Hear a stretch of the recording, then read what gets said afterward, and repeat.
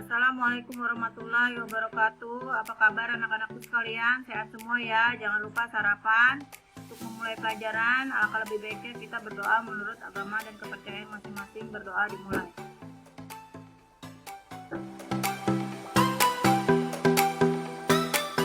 Berdoa selesai.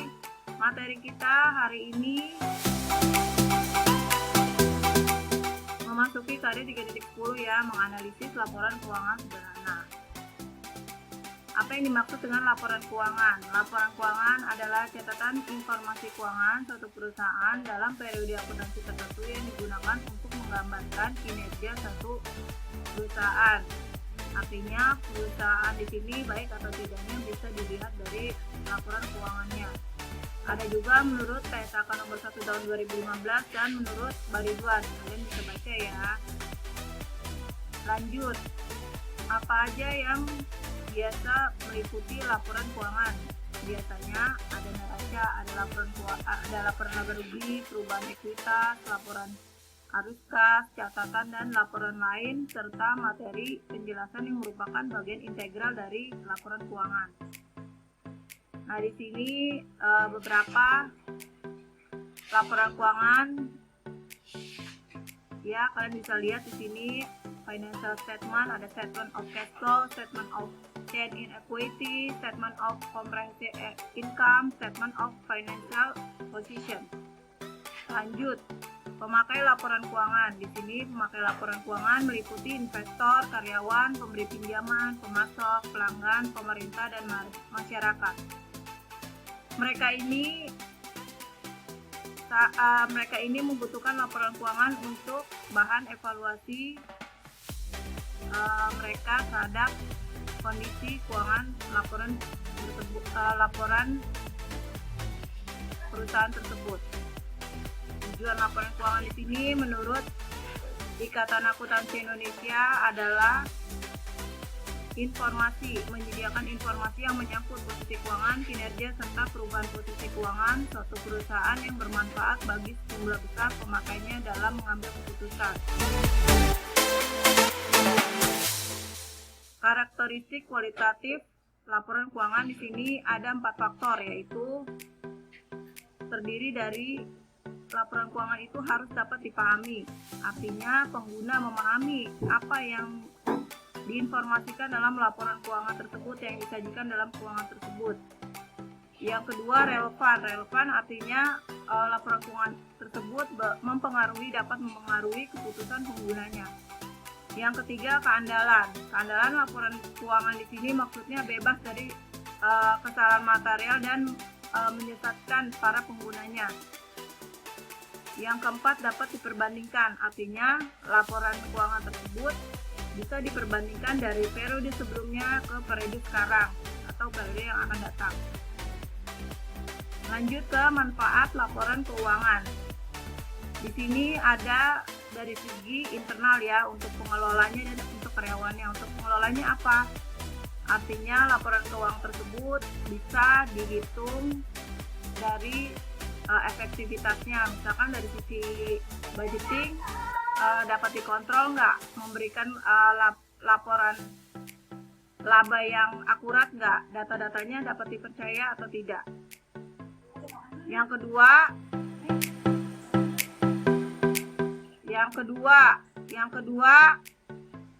karyawan di sini maksudnya Anda akan tertarik dengan informasi keuangan yang terkait dengan stabilitas dan probabilitas perusahaan. Artinya kalau perusahaan menghasilkan keuntungan yang banyak, maka akan memberikan motivasi kepada karyawan tersebut untuk berkarir lebih lama lagi dengan memberikan bonus-bonus atau insentif-insentif tambahan. Lanjut ya. Eksternal di sini investor dan pemberi pinjaman. Investor artinya orang yang menanamkan modalnya atau sahamnya di perusahaan kita. Mereka mengharapkan imbalan balik, yaitu berupa dividen yang dibagikan setiap tahunnya. Jika perusahaan menghasilkan laba yang besar, maka investor itu akan menambahkan lagi jumlah sahamnya atau modalnya ke perusahaan kita atau perusahaan tersebut. Yang kedua, pemberi pinjaman. Ini biasanya dikaitkan dengan bidang perbankan ya. Bidang perbankan ini mengharapkan atau mendapatkan bunga dari kerjasama yang dihasilkan dengan memberikan pinjaman. Pihak bank ini mengharapkan bunga dari perusahaan tersebut yang dibayar dengan tepat waktu. Lalu ada supplier, ada pelanggan, ada pemerintah. Maksudnya supplier di sini adalah orang yang memasok bahan baku dari perusahaan kita dalam memproduksi suatu barang. Ya, kalau misalkan perusahaan ini dapat dipercaya dari segi laporan keuangannya, mereka akan memberikan pinjaman dalam jangka waktu tertentu dalam membayar pesanan-pesanan yang diberikan kepada mereka. Yang kedua adalah pelanggan. Pelanggan di sini maksudnya yang loyal terhadap produk kita ya. Misalkan satu perusahaan memproduksi barang, mereka langganan membeli dalam jumlah besar, dan kalau mereka merasa hubungan kerjasama menghasilkan keuntungan yang besar, mereka akan menjalin hubungan kerjasama tersebut lebih panjang dan lebih langgeng. Yang kelima adalah pemerintah. Pemerintah di sini maksudnya perusahaan jika sudah menghasilkan profit yang besar, laba yang besar, maka pemerintah selanjutnya akan menarik pajak dari perusahaan tersebut.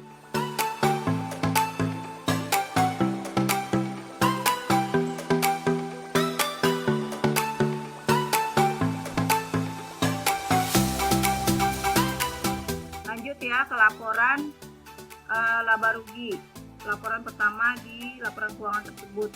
Ini Ibu akan jelaskan, maksudnya laporan yang dihasilkan oleh satu periode buku tertentu yang menyajikan pendapatan dan biaya. Selisih dari pendapatan dan biaya ini akan menghasilkan laba atau rugi. Di sini juga ada menurut Van Hout dan Wortschwich. Kalian bisa baca di sini ya.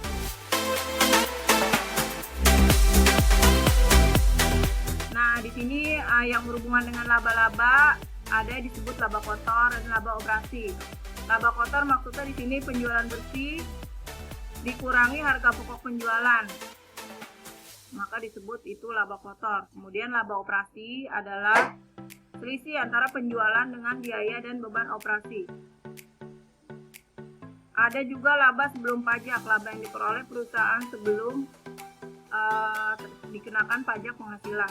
Yang keempat adalah laba bersih. Laba bersih adalah kelebihan pendapatan hasil penjualan bersih terhadap harga pokok penjualan setelah dipotong dengan biaya operasi dan pajak penghasilan. Lanjut, tujuan laporan laba rugi di sini artinya dapat mengevaluasi laba dari kurun waktu tertentu, dari 5 tahun sebelumnya atau 3 tahun sebelumnya, 2 tahun sebelumnya. Kemudian mengetahui jumlah pajak yang akan dikeluarkan oleh satu perusahaan, berapa besarnya nih dari labanya aja, jadi bisa tahu ya pajak yang akan dikeluarkan itu berapa. Kemudian menilai efektivitas dan efisiensi satu usaha. Jika satu perusahaan mengalami kenaikan laba, maka ini menjadi evaluasi juga, apa yang harus dipertahankan, apa yang harus ditingkatkan lagi untuk menghasilkan laba yang lebih tinggi. Kalau misalkan rugi, apa yang menjadi dasarnya ini? Bisa terjadi kerugian, ada dari segi apa, efisiensi atau pemborosan di bidang apa, bisa dievaluasi ya, dari sini kelihatan. Kemudian laporan laba rugi biasanya mencantumkan identitas perusahaan, laporan laba, kata-kata laporan laba rugi. Kemudian periodenya ya. Lanjut, di sini ada dua format, ada single step income statement, ada multi step income statement. Kalau yang single step, pendapatan dan keuntungan maupun yang termasuk unsur operasi diletakkan di awal pada laporan laba rugi, diikuti dengan seluruh biaya dan kerugian termasuk kategori operasi. Ya, seperti itu contohnya, bisa kalian lihat di sini ada penjualan bersih, HPP-nya. Penjualan bersihnya 93 juta dikurangi HPP 64 juta, laba kotornya 29.500.000. Lalu diikuti dengan beban-beban ya, beban penjualan, beban administrasi. Nah, di sini. Kemudian ada laba usaha, dikurangi pendapatan bunga, dikurangi lagi pajak penghasilan, baru laba bersih setelah pajak 14.150.000. Istilahnya ini gambarannya lebih ringkas lah dari yang multi-step. Oke, sampai sini kita lanjut ya.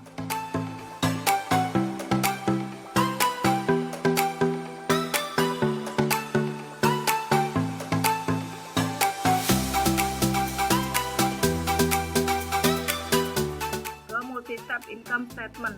Di sini artinya transaksi non-operasi juga membandingkan biaya beban dan pendapatan yang berhubungan. Ketika laba operasional diungkapkan, maka akan terlihat perbedaan aktivitas biasa dengan aktivitas yang tidak biasa, atau lebih dirinci lagi kalau di multi-step seperti ini. Penjualan diikuti dengan dipotong dengan retur dan potongan penjualan. Hasilnya penjualan bersih, kemudian dikurangi dengan HPP menjadi laba bruto. Laba bruto dikurangi dengan beban operasional yang terdiri dari beban pemasaran dan beban administrasi umum ya. Setelah itu ditotal beban operasional dikurangi dengan laba bruto menghasilkan beban di luar usaha. Setelah itu dikurangi bunga jadi laba bersih sebelum pajak. Hasilnya 1.10.600. Istilahnya kalau multi step ini lebih rinci lagi, lebih lengkap. Lanjut ke kesimpulan. Kesimpulan di sini Ibu bisa terangkan ya bahwa laporan keuangan tersebut adalah satu informasi dalam satu periode akuntansi yang digunakan untuk menggambarkan kinerja perusahaan.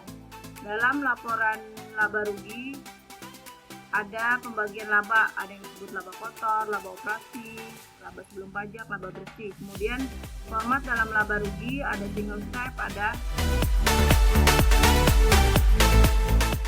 single step, ada multi step. Sampai di sini materi Ibu ucapkan. Ibu ingatkan untuk kita semua menjaga kesehatan, menjaga kebersihan, tetap semangat menjalani masa pandemi ini. Selamat belajar untuk anak-anakku sekalian. Terima kasih.